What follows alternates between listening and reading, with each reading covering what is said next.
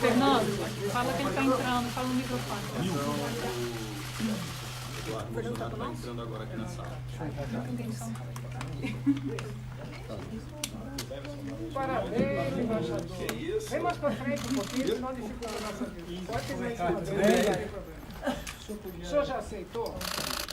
Na verdade, tem que ter uma conversa antes com o ministro Ernesto Araújo, né, com o presidente. Não chegou nada oficial para nós. Acabei de assistir agora aqui a entrevista do presidente Jair Bolsonaro sobre o assunto.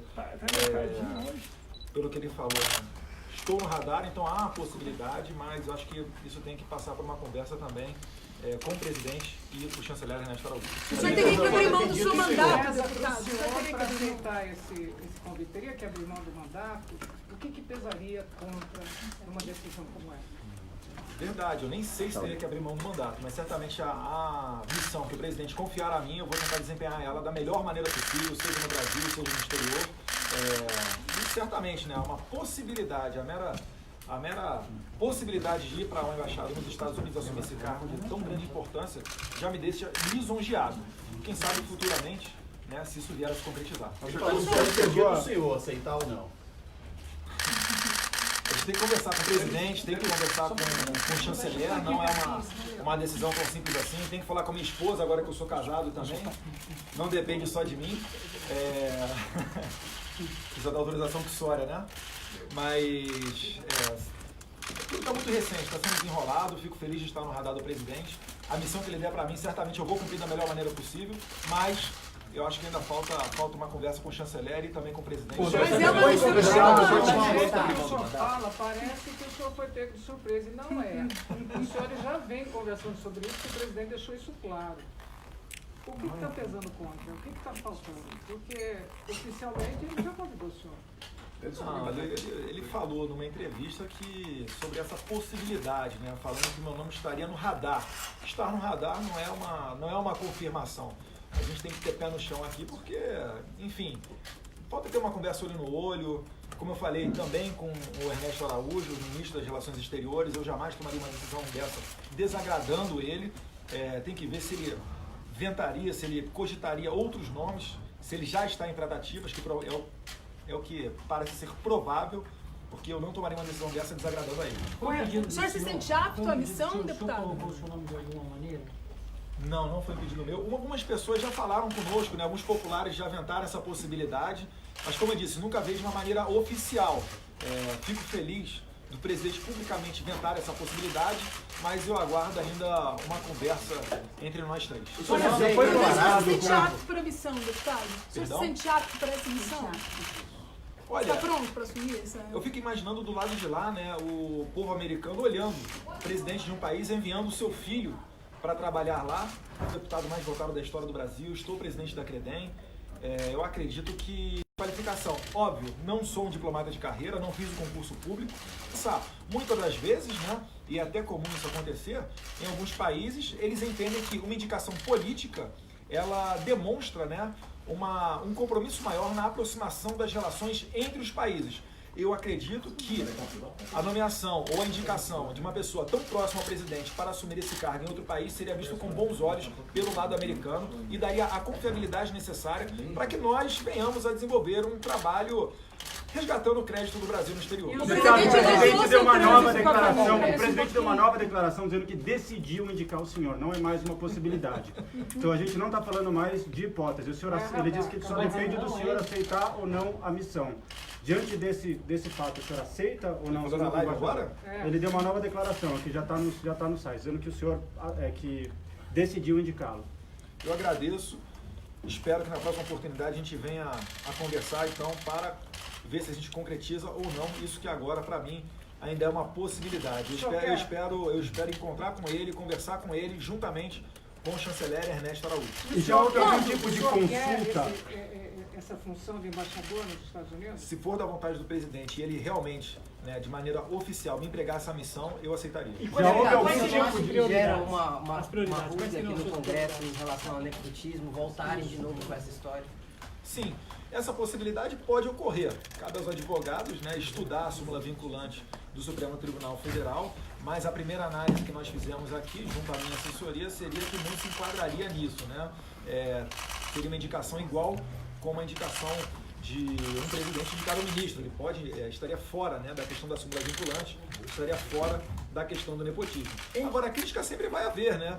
Eu queria saber, enfim, eu não vejo que nem a mera cogitação se enquadraria no nepotismo. Não estamos falando de uma pessoa... Em 2003, 2004, o senhor foi servidor da liderança do PPB aqui na Câmara. Agora, realmente, o senhor precisaria renunciar ao mandato.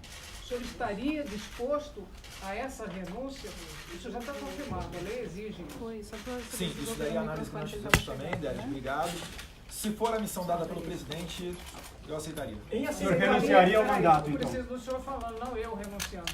Eu preciso saber se o senhor renunciaria Não ao renunciar, mandato. não. Sim, se o presidente Jair Bolsonaro me confiar essa missão, eu estaria disposto a renunciar ao mandato. Senhor, de 2003 e 2004, o senhor foi servidor da liderança do PPB, o antigo PPB aqui nessa casa.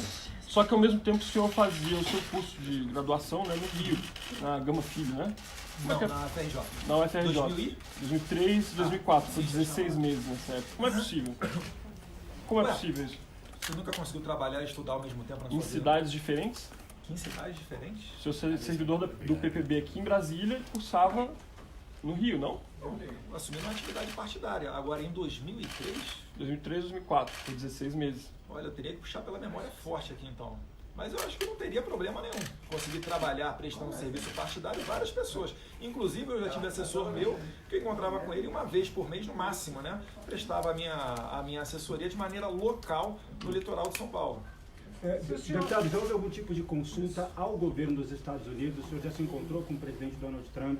Tem essa proximidade? Porque é incomum na praxe diplomática o anúncio de um embaixador antes que o agremã, a consulta, tenha sido confirmada. E parece que é o que está se configurando agora. Então, o governo tem intenção do presidente?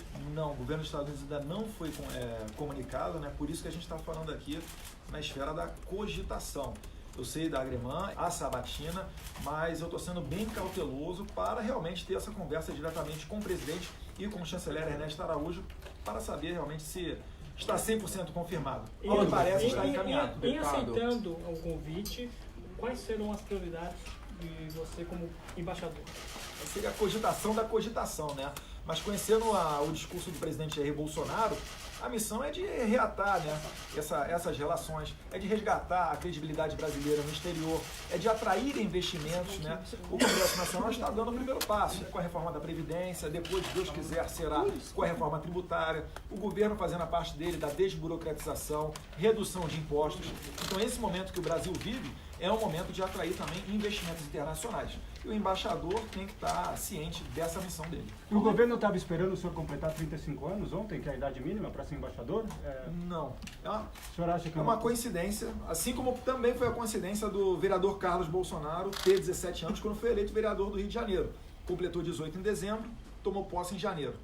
Parece aí, Papai do Céu fez a gente no ano certinho para a gente completar as idades mínimas no futuro. O senhor acha que vai ter uma afinidade maior na política externa brasileira, sobretudo em questões como a relação com a Venezuela, já que o senhor já se declarou fazer o uso da força, se necessário, na crise do país vizinho, e o governo americano também cogita essa possibilidade?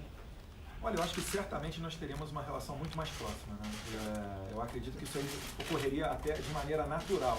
Existe o encarregado de negócios que está nesse momento, né, é quem faz às vezes de embaixador nos Estados Unidos. Eles estão aguardando o envio de um embaixador brasileiro para lá, mas certamente esse estreitamento dessa relação acho que ocorreria até de maneira natural. A possibilidade de estreitamento de relações. A possibilidade da defesa de uma ação militar na Venezuela com o apoio do senhor?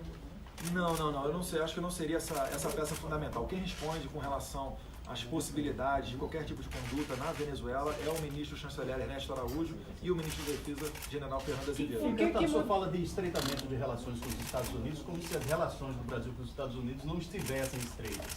Elas não estão estreitas? Está precisando estreitar mais? Não, sempre tem possibilidade para melhorar, para colocar de maneira mais próxima. Hoje em dia as relações estão muito boas, né? Ao contrário do que ocorreu no passado. Não à toa os Estados Unidos deixou de ser o principal parceiro comercial do Brasil, caiu para a segunda colocação.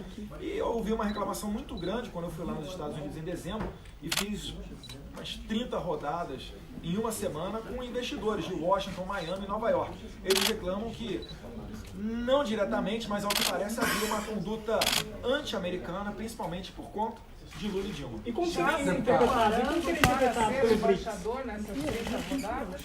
Ou o senhor que mudaria com a chegada do... O senhor chamaria o Olavo de Carvalho para trabalhar com você? Não. Calma aí. Responde a pergunta de novo. Depois eu volto para lá. O senhor falou de 30 rodadas. 1, 2, 3. Eu perguntei se o senhor já estava se preparando nessa viagem, nessas outras viagens, para ser o embaixador. E se, o que mudaria com a sua chegada a partir de uma comparação com o embaixador anterior que teve que se afastar? Não, Délis, as viagens que eu acompanhei o presidente, ou as viagens que eu fiz de maneira até pessoal, não foi de maneira nenhuma focado em me tornar embaixador ou de chegar a esse momento onde a gente cogita essa possibilidade, né? Foram viagens me preparando, tentando auxiliar o presidente, tentando levar o nome do Brasil. Qualquer viagem que eu faça, desde moleque, né, quando eu vou para o exterior, o meu pai fala, toma cuidado que fora do Brasil você está representando todos os brasileiros. Então, nem jogar um papel de bala na rua ou cuspir na rua, tudo a gente tem que ter cuidado, né? Para não manchar a imagem dos brasileiros no exterior. Não estava me preparando, mas, por outro lado, não deixa de ser um aumento na bagagem para credenciar para isso. E o que muda? O senhor não respondeu.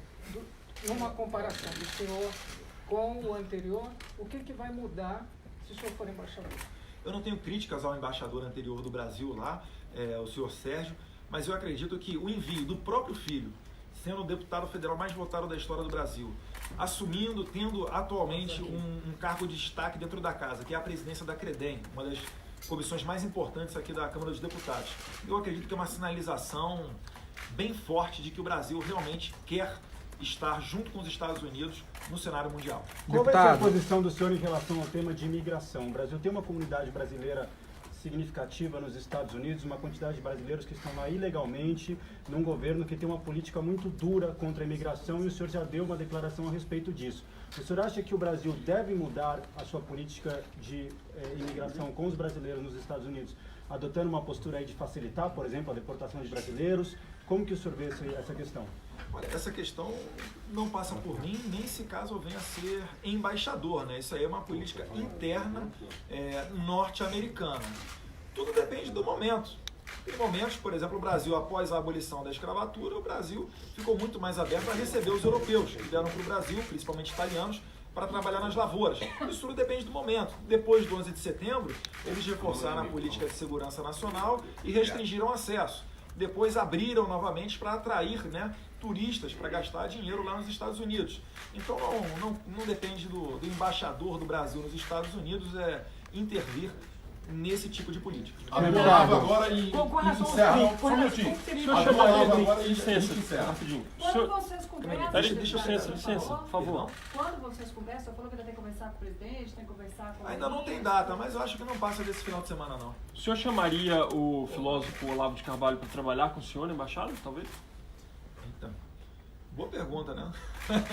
Acho que ele o Olavo de Carvalho, certamente, ele serve como conselheiro independente. Eu não tenho um contato diário com ele, né? Nós não nos falamos por telefone diariamente, mas certamente é uma referência, uma pessoa que eu tenho carinho e serve como conselheiro, independente de estar dentro ou fora do governo, dentro ou fora de uma embaixada. Mas é muito boa a pergunta, né? Que ele mora ali na Virgínia, do lado de Washington. Quem sabe se futuramente, né, venha se concretizar isso que hoje é uma possibilidade, a gente não venha fazer alguns churrascos e dar uns tiros no final de semana no quintal dele. Quem é que fica no comando do PSL em São Paulo, quem conduz o processo eleitoral agora? Está tudo na esfera da cogitação. Eu tenho que primeiro conversar com o presidente, conversar com o ministro Ernesto Araújo, para depois a gente vir com a possibilidade sendo tratada de maneira concreta, aí sim a gente começa a tratar dessas outras questões. E os BRICS? Obrigado aqui, boa noite.